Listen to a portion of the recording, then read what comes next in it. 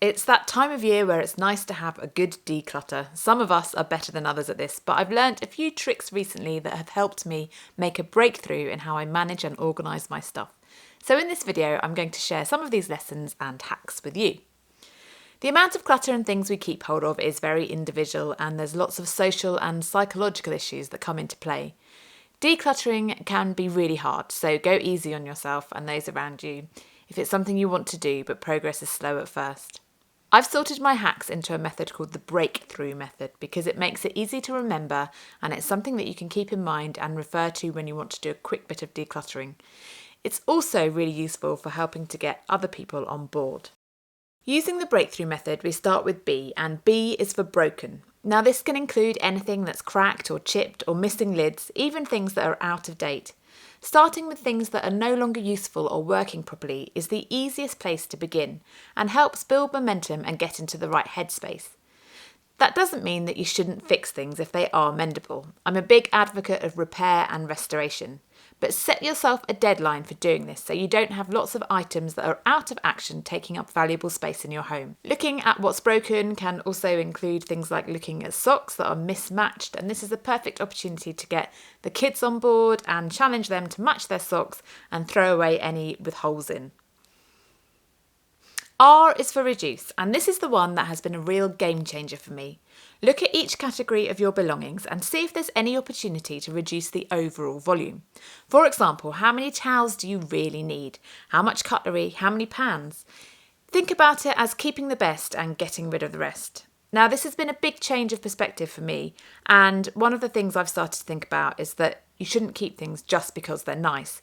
For example, I had 10 toiletry bags. They were all really nice, but I knew that I was never really going to use 10 of them. One way of looking at it is that there's a lot of nice stuff in the world, but you don't need all of it in your home. Also, beware of keeping too many things just in case. For example, you might keep 12 plates just in case one day you have 12 dinner guests over, when in reality you know that you don't really have a maximum of any more than 8 people. So, if on that rare occasion you do have 12 people over, you can always borrow, rent, or even cheaply buy those additional plates. It's a much better option than having valuable space permanently taken up in your cupboards. Now, E is for essentials. This is a step further than the reduce method, and this is more for the decluttering ninjas because it involves working out what your absolute essentials are and considering getting rid of everything else. Another way of approaching this is decide what to keep rather than what to throw away and then get rid of everything else. This can seem quite brutal, but you may want to apply it to just a few areas of your belongings. For example, if space is limited in your kitchen, or if you have children who are growing out of their toys, work out the essentials in these areas and get rid of everything else. Now, A in the breakthrough method is more about maintenance because A is for away, and this applies to not putting things down but putting them away. And this is a lifestyle decluttering rule that I try to live by, but I sometimes forget it myself, and I also find it quite hard getting other people on board to do the same.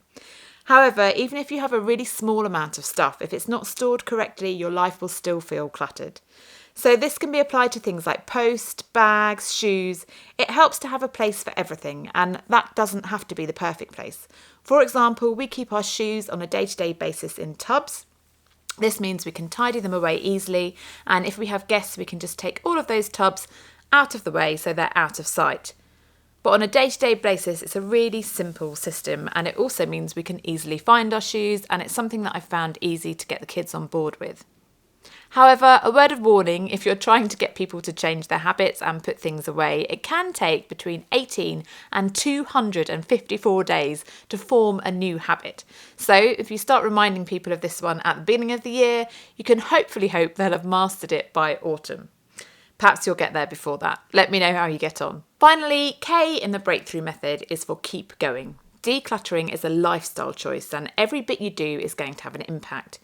After all, it's the small details that make the big picture, so every drawer, corner or box sorted and decluttered is time well spent.